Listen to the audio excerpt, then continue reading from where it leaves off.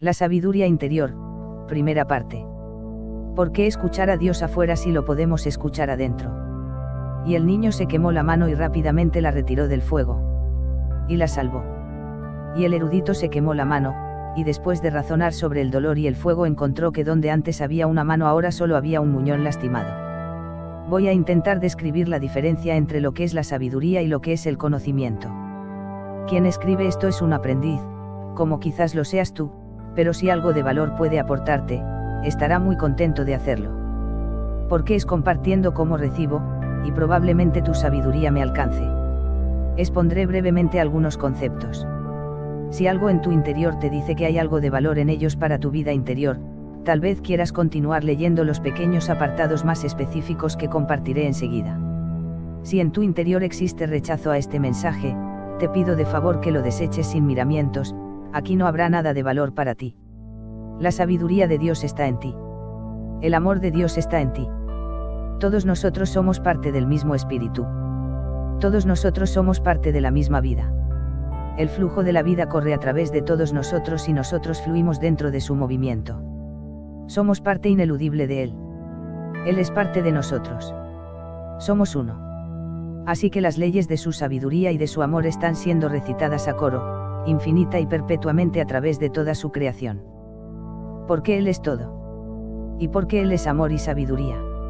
Así como el agua fluye a través de todo el río sin que seas capaz de separarlos, o de concebir el río desprovisto de agua, así también el amor y la sabiduría corren a través de toda la creación de Dios sin que puedas separarlos de ella. Mi hermano. Mi hermana. Esta es la primera cosa que quiero poner de relieve. La sabiduría de Dios se observa en la vida misma. Nosotros debemos observarla en nosotros y los delfines deben observarla en los delfines. Estoy desestimando el valor de los libros sagrados. Número. Los libros sagrados lo son porque lograron plasmar en palabras la naturaleza de la verdad más profunda, tanto como pudieron, porque es imposible hacerlo, o el camino que nos llevará a la experimentación de esa verdad, esto es más fiable, quizás se quedarían cortos a la hora de describir lo que se consigue en la meta, pero pueden mostrarnos el camino con toda claridad y hasta enseñarnos a andarlo.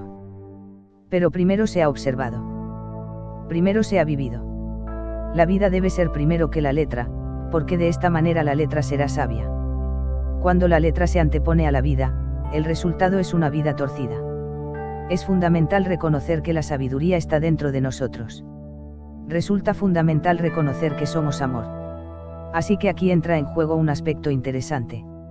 Si somos amor y sabiduría, ¿por qué me siento tan ignorante y tan poco amoroso? ¿No es esto una contradicción? Podemos pensar que esto es tan ilógico como pensar que el agua carezca de humedad. Yo estaría de acuerdo. Pero pensar en esto no nos aprovecharía en absoluto, así que lo dejaré de lado. Como debemos dejar de lado todas las cosas que no entendemos y que nos hacen daño. No es necesario entender todo. Y dado que el instrumento que usamos para intentar entender es la mente, que juega al dime que te diré, tesis, antítesis, me atrevo a decir que no solo no es necesario entender todo, sino que es imposible entender todo. Pido al Espíritu que nos sostiene que nos dé el valor para no desperdiciar nuestro tiempo. ¿Por qué siendo amor y sabiduría me siento tan ignorante y tan poco amoroso? ¿Por qué no me conozco?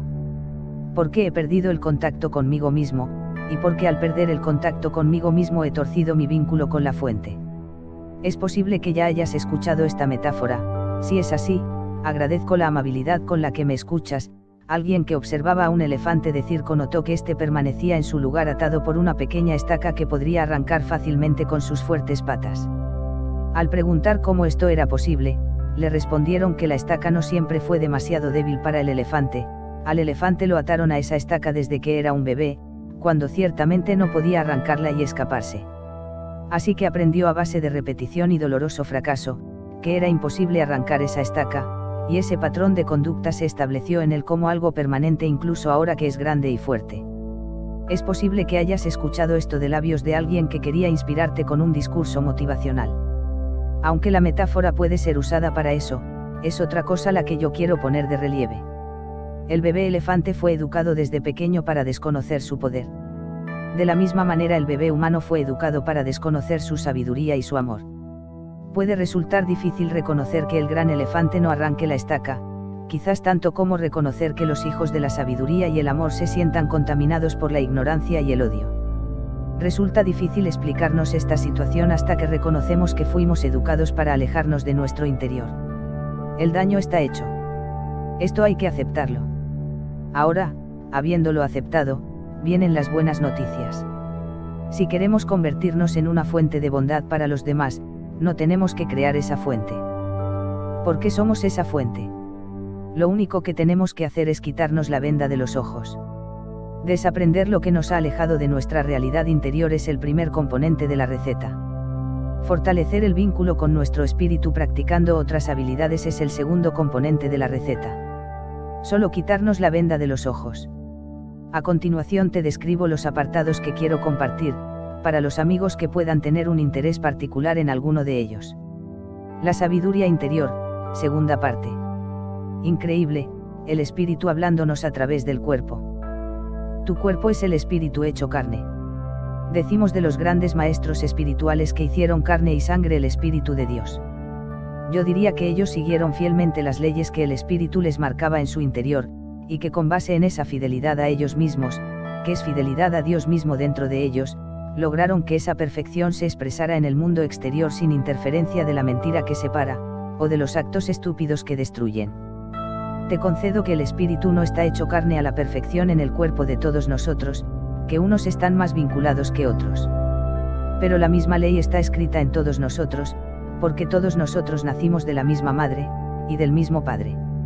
El grado de perfección con que se exprese esta sabiduría dependerá del aprendiz mismo, de la impecabilidad con la que fortalezca el vínculo y se libere de los obstáculos que hacen sinuoso el contacto con el Espíritu, contacto que debería, y puede, ser directo y limpio. Los chamanes han sabido desde hace mucho tiempo algo que los médicos modernos empiezan a reconocer, que el espíritu y la mente afectan directamente al cuerpo. Han reconocido que las leyes del espíritu y de la naturaleza que se dejen de cumplir van a producir sufrimiento en el mundo manifestado. Por lo tanto, también descubrieron que la mejor forma de enseñar las leyes del espíritu es a través del cuerpo mismo.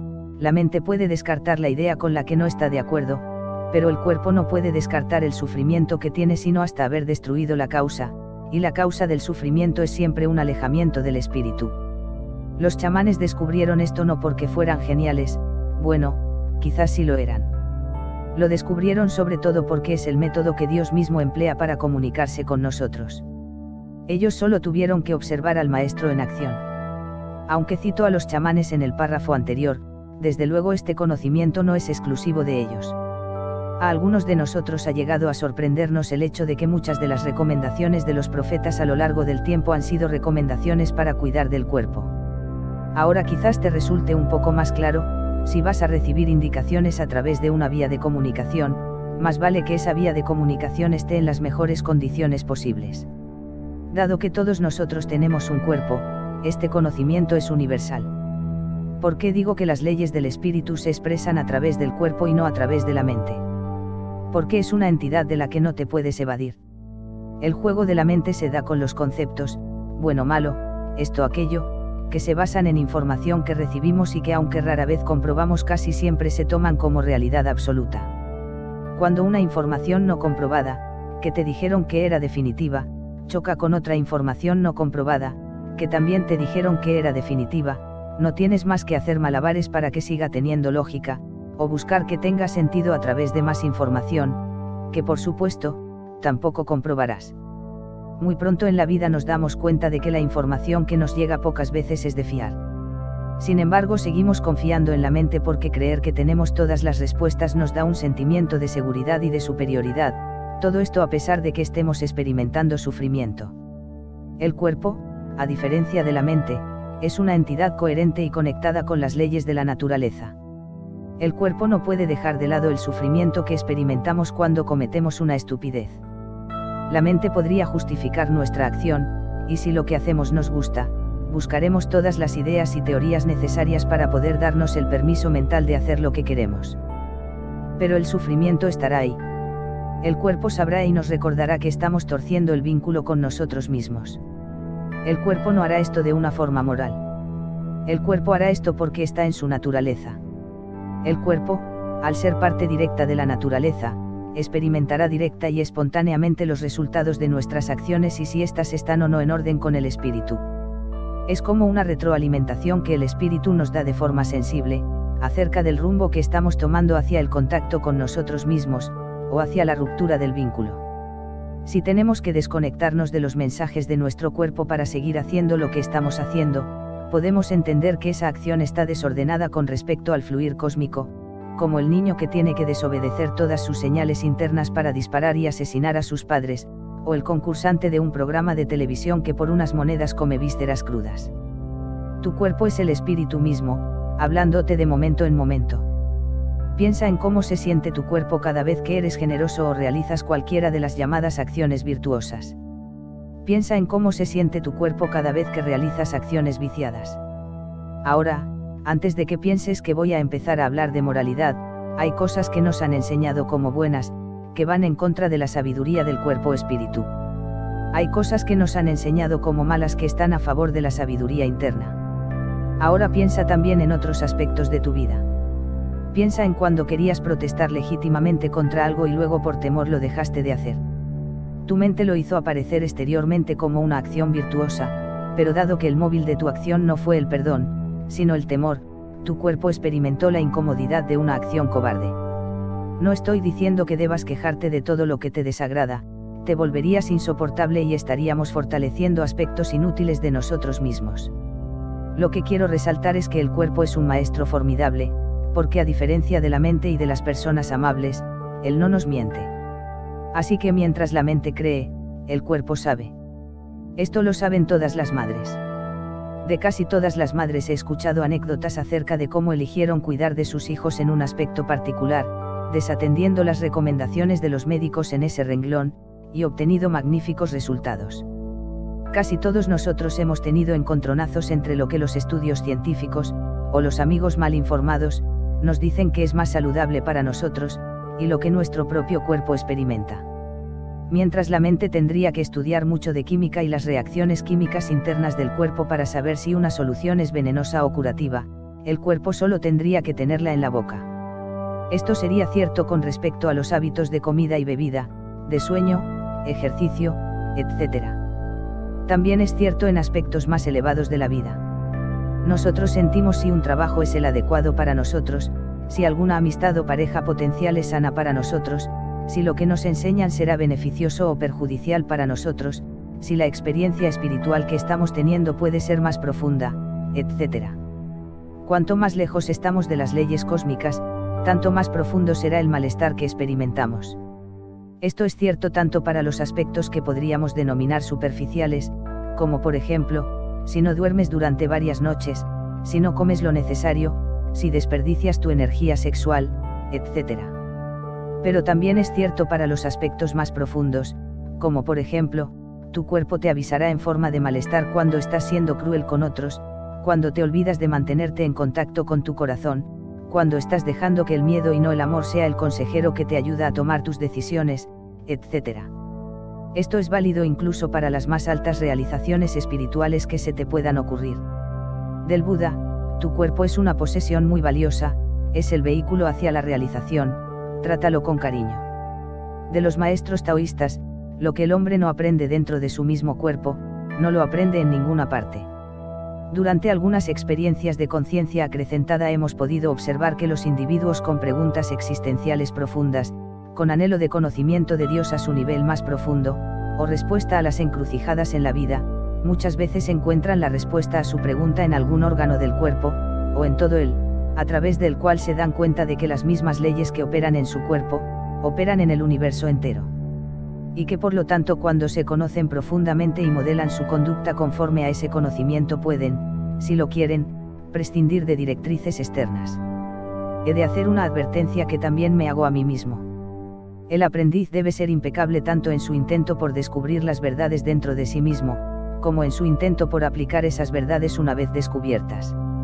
Usando los ejemplos que mencioné en la 1 Radio Parte, el alcohólico siente que su cuerpo le pide alcohol, y el promiscuo culpa a su cuerpo de aguijonearlo con sensaciones de lascivia.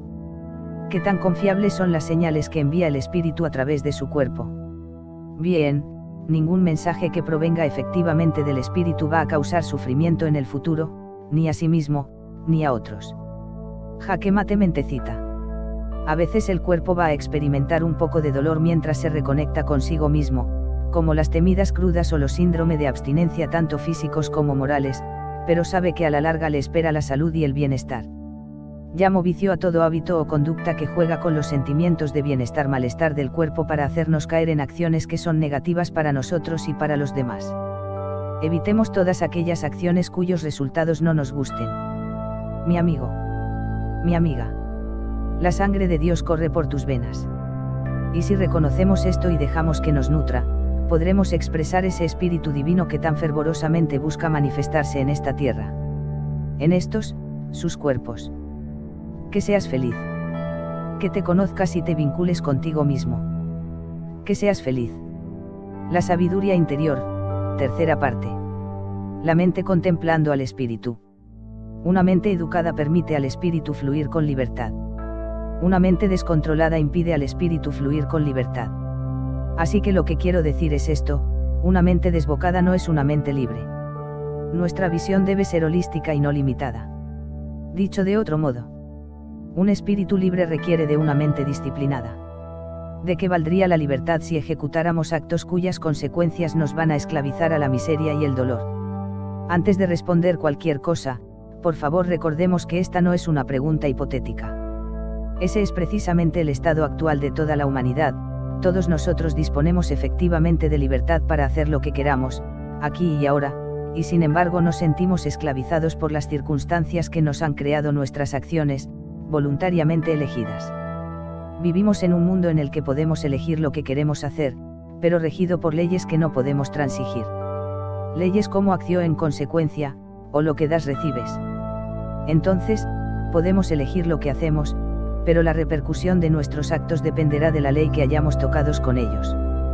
Por ejemplo, podemos elegir saltar desde la cima de un edificio, pero difícilmente podríamos elegir sustraernos a la ley de la gravedad.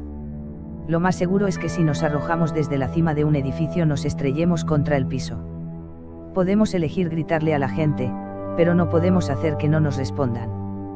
Todos estos comentarios fueron solo para poner el asunto de la libertad en un nivel más real, lejos de las divagaciones filosóficas.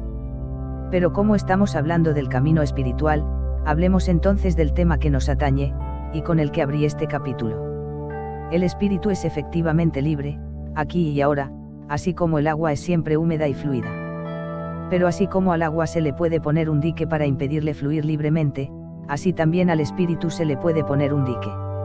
El dique del espíritu es la mente. Así que aquí no hay términos medios. O el espíritu disciplina a la mente, o la mente esclaviza al espíritu. La mente es un instrumento hecho para ser pasivo, no activo. Es decir, la mente debe observar y percibir al espíritu, no definirlo, ni hacerlo encajar dentro de sus conceptos. De esta forma se convierte en una amiga del espíritu, y no en una rival. Permíteme un ejemplo. Vas de vacaciones a un lago y al poco rato de estar ahí, ves a un niño correr a toda velocidad, escapando de otro mientras grita como enloquecido. ¿Qué es lo que pasa? Puedes interpretar varias cosas. A. Están jugando. B. El segundo efectivamente quiere golpear al primero. C. Te invitan indirectamente a que los regañes por su mala educación. D. Quieren molestarte. E. Sus padres quieren molestarte. F. El universo conspira para arruinarte las vacaciones, etc. Lo cierto, es que viste a un niño correr a toda velocidad, escapando de otro mientras grita como enloquecido. Todo lo demás es una interpretación de tu mente, que está condicionada por lo que cree, lo que te ha pasado, lo que le ha pasado a tus amigos, y hasta por tu estado de ánimo. Este es el primer aspecto para hacer de la mente la amiga del espíritu: solo observa, no juzga. Solo percibe, no explica. Está presente en la realidad, no está ausente en los conceptos. Entonces, el primer punto es que la mente, al igual que los ojos, está hecha para observar. No para molestarse porque la realidad es diferente de lo que le enseñaron. Si soportas un comentario más acerca de experiencias en estados de conciencia acrecentada, te platicaré que algunas personas se espantan al verse separados de sus conceptos, o se pelean con el espíritu porque no coincide con lo que su mente les ha dicho que debe ser el espíritu, o definitivamente deciden enredarse en su mente en lugar de detenerse un momento a observar. Y todo ello, a pesar de que el espíritu es hermoso y amoroso. Todo ello a pesar de que están experimentando una paz y un amor indescriptibles. Pero al mundo del espíritu no puedes entrar con una mente llena de conceptos acerca de lo que las cosas deberían ser. ¿Qué es el debería ser? La negación de lo que es. Y como el espíritu sencillamente es, pues entonces no hay vuelta de hoja. Y no importa si nuestros conceptos son exactos desde el punto de vista explicativo, no son el objeto observado, en este caso el espíritu, y por lo tanto salen sobrando. Es como poseer la colección de libros más detallada y extensa acerca del agua, no importa lo exacta, sublime y cierta que sea, no podría quitarte la sed en el desierto. Percibir al espíritu implica dejar afuera la mente. Por eso todas las disciplinas meditativas coinciden en la necesidad de educar a la mente.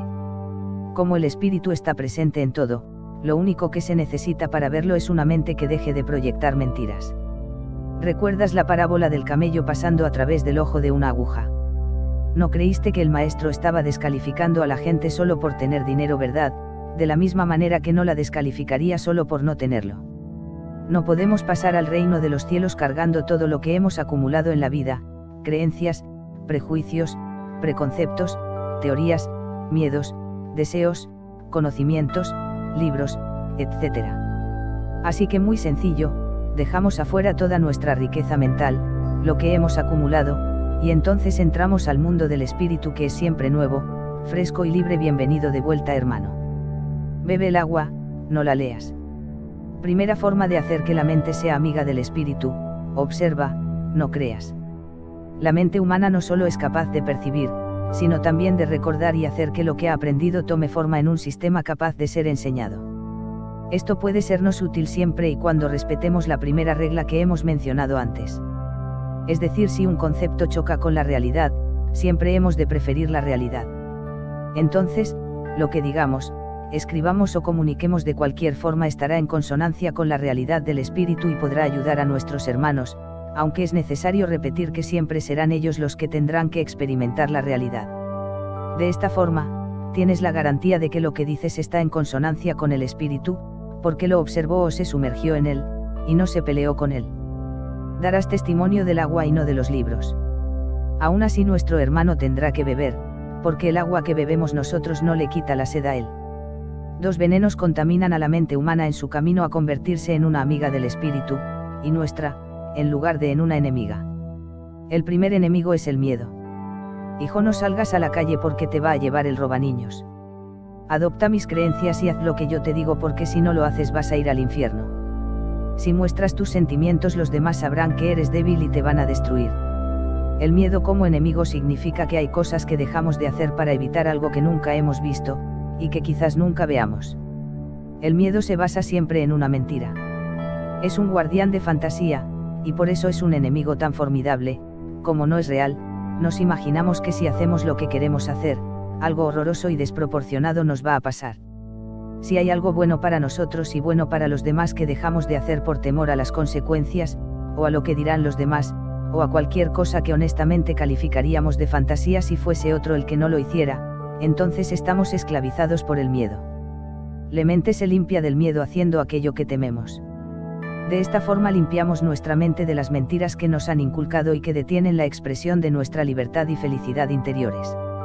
El segundo enemigo es la necedad.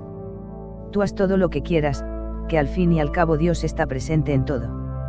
Comamos y bebamos, y otras cosas, de forma irresponsable, que mañana moriremos.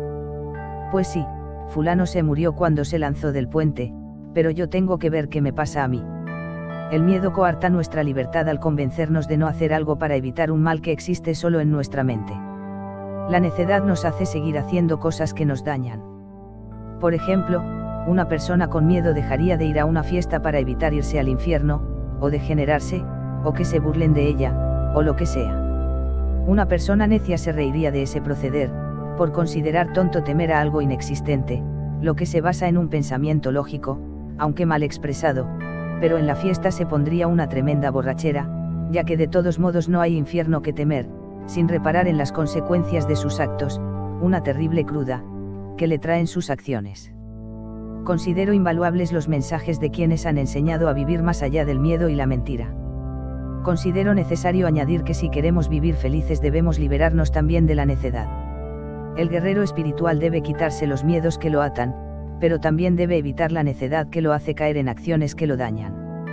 Si has vencido en tus batallas es porque has peleado en lugar de retroceder. Si eres invencible es en virtud de tu habilidad y no de tu arrogancia. El guerrero debe manifestar las cualidades de la fortaleza y el valor para vencer al enemigo del miedo. El guerrero debe manifestar también las cualidades de la humildad y la flexibilidad para vencer al enemigo de la necedad. Más allá del miedo que nos esclaviza. Más allá de la necedad que nos trae sufrimiento. Hacia la libertad que nos pertenece. Hacia la felicidad que merecemos. Una mente que observa y que se libera de los dos venenos está más allá del dualismo. Y conoce mejor, sin necesidad de juzgar. Tú ya conoces esta realidad. Reconócela ahora. No todo el que habla de temas espirituales es un hombre espiritual. No todo el que se niega a hablar de temas espirituales es un hombre materialista. Lo importante es el contacto con el espíritu. Y fortalecer el vínculo con él. Si el humano no daña su cuerpo, ni su mente. Si el humano no daña el cuerpo ni la mente de los demás. Entonces es un humano a través del cual se está expresando el espíritu, prefiera lo que prefiera su mente para alimentarse, ella ha reconocido su lugar. Como amiga del espíritu. Que el fuego del espíritu nos consuma hasta convertirnos en el mismo fuego. Que seamos felices. Que tengamos paz. Con esto quiero decir, que tú seas feliz. Que tú tengas paz. Ese es mi deseo. La sabiduría interior, cuarta parte. Despertando a la vida. 2 hombres tenían cada uno una casa que estaba ardiendo en el fuego. Dios les dio el mensaje de la situación en la que estaban y les dijo cómo cambiarla. Uno despertó y el otro no. ¿Sabes cómo distinguirlos? El que despertó apagó el fuego. Las personas tenemos algunas ideas interesantes acerca de lo que significa estar despierto. Eso es algo que sabe cada cual. Hay diferencias entre estar despierto y cambiar de opinión. A menudo la persona materialista que se hace espiritualista dice que despertó. Un líder político nos pide que adoptemos su punto de vista y para eso nos dice, despierta. Cambiar de punto de vista no es despertar. Si cambiamos nuestras opiniones materialistas, que son puramente intelectuales, por opiniones espirituales, que son puramente intelectuales, entonces hemos permanecido en el mismo nivel, puramente intelectual. Si tomamos veneno en nombre de Dios, y si tomamos venenos en nombre del dinero el resultado será el mismo, vamos a morir envenenados. El asunto de despertar va más allá de los procesos intelectuales, o de la información que tenemos. El proceso del despertar es un cambio de vida. Un cambio de vida efectivo, en el que el sufrimiento y sus causas van quedando de lado, para dejar su lugar al amor y la dicha. Este proceso es casi siempre gradual. Uno ya tiene ojos, no es necesario crearlos, pero si están vendados no podrá ver adecuadamente.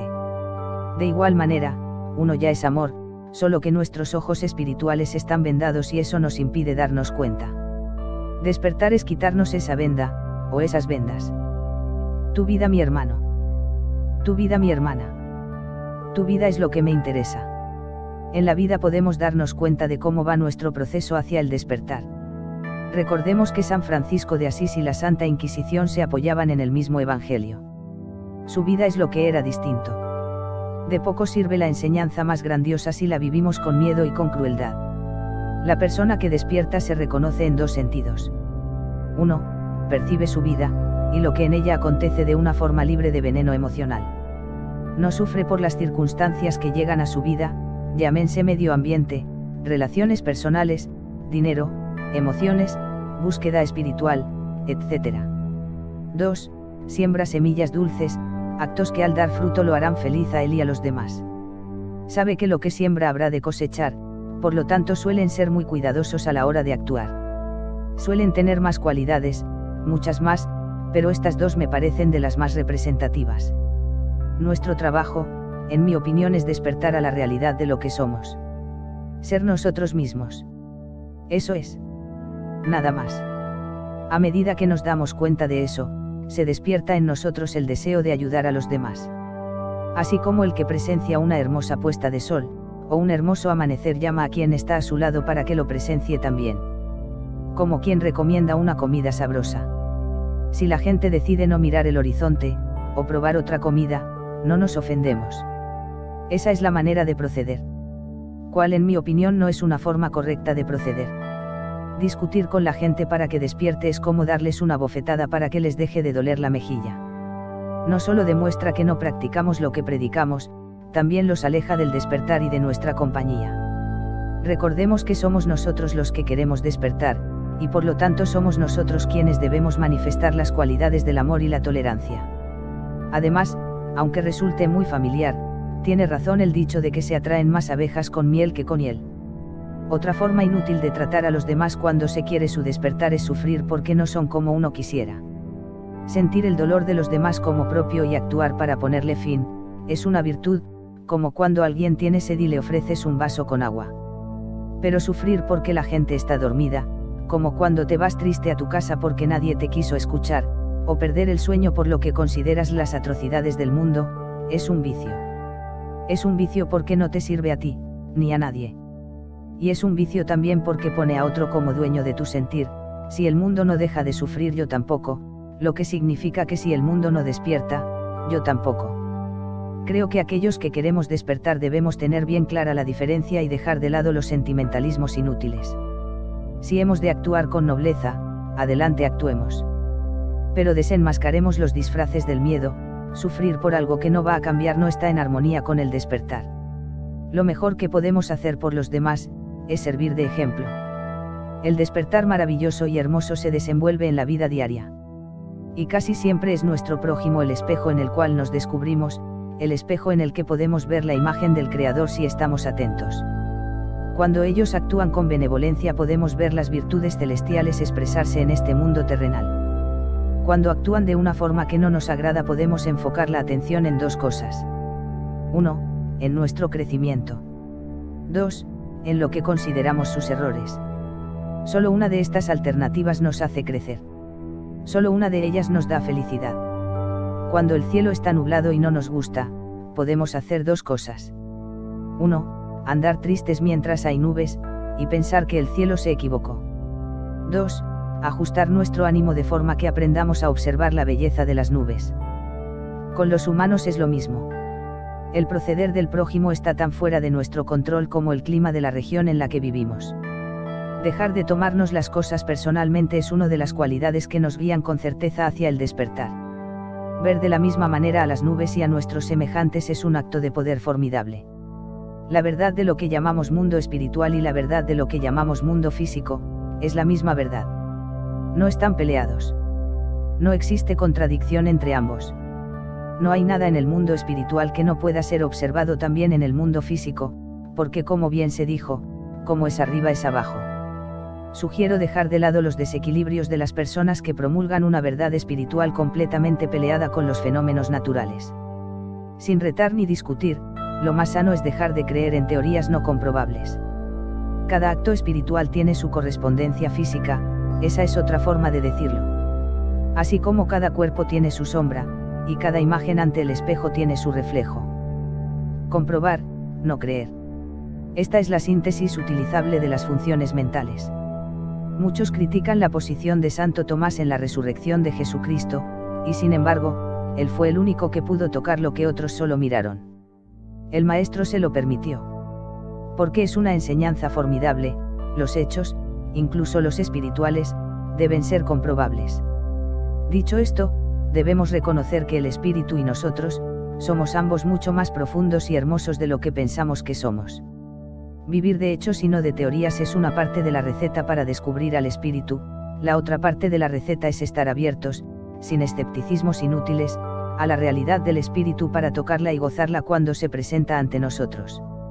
Lo miramos lejano, casi siempre. Pero recordemos que el espíritu fluye por todos lados. Cualquier cosa que existe en este universo que ha creado puede ser un excelente mensajero para ti, cualquier cosa. El canto de un ave, la algarabía de un perro que expresa cuánto te estima meneando su cola, un beso, un mensaje dicho con palabras, el latir de tu corazón, el aliento que te sostiene así que no descartes la posibilidad de experimentarlo en todo su esplendor en cualquier momento, No descartes que te pueda estar susurrando en este momento, o en tus ratos de distracción, el camino por el cual debes andar para descubrirlo, para recuperar lo que te pertenece como herencia espiritual. Anda por esta tierra, y vívela, y ámala y gózala, pero no te olvides de ti mismo. Que tan pronto como quitas la mirada del espejo dejas de ver tu reflejo, pero sigue existiendo tu presencia, y el aliento que te da vida. Eres tú el Dios que estás buscando, eres tú la felicidad que tanto anhelas. Despierta. Date cuenta. Conócete, despierta. Y ayúdame a despertar también. Que todos los seres sean felices, y que tú y yo recordemos que somos parte de ese todos y seamos felices. Un abrazo fraternal. El Loco. www.tulucinte